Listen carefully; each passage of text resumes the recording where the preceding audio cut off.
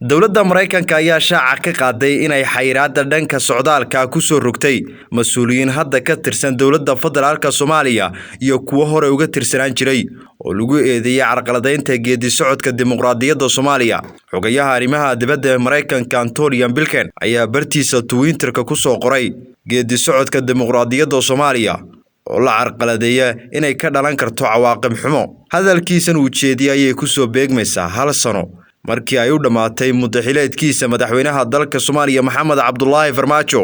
Dowladda Mareykanka waxay marar badan walaac ka muujisay dib u dhaca iyo habraacyada doorashada Soomaaliya iyo saameynta ballaaran ee ay ku yeelan karto dimuqraadiyadda xasiloonida dalkaasi.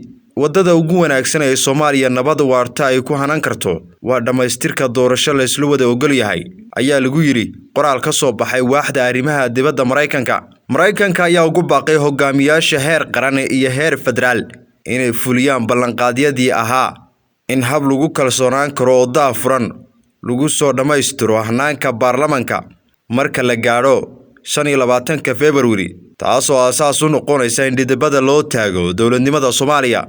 Mareykanku wuxuu si xoog ah u taageerayaa dadka Soomaaliya, waxaa naga go'an inaanu ka wada shaqeyno horumarka dimuqraadiyadda iyo barwaaqada labada dal, ayaa lagu yiri qoraal uu soo saaray Mareykanku.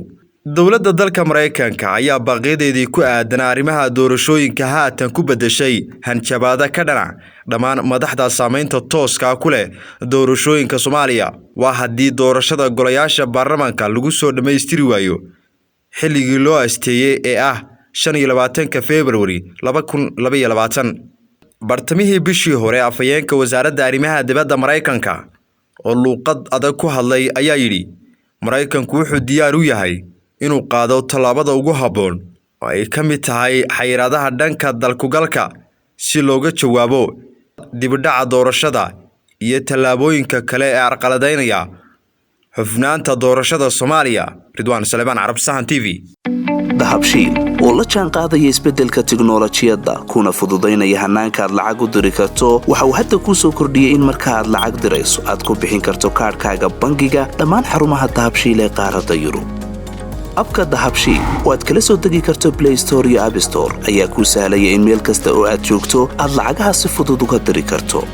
sidoo kale website-ka dahabshiil ayaad si fudud lacag uga dhex diri kartaa goob kasta iyo goor kasta. lacag kasta oo aad dirto waxa uu qofkaad lacagta u dirtay sikimo gudahoodu ku helayaa adeegga e-dahab ee moobilkiisa gacanta.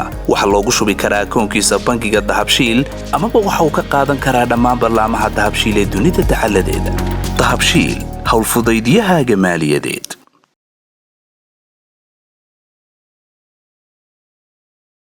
hadal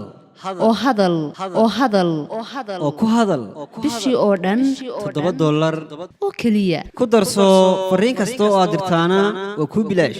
haddaba si aad ugu shubato adeega kaafiye fadlan garaac xidig 8 eber 8 afargees ama xidig 2 eber 2 afargees. isticmaal shabakadda ugu ballaaran geyga Soomaaliland.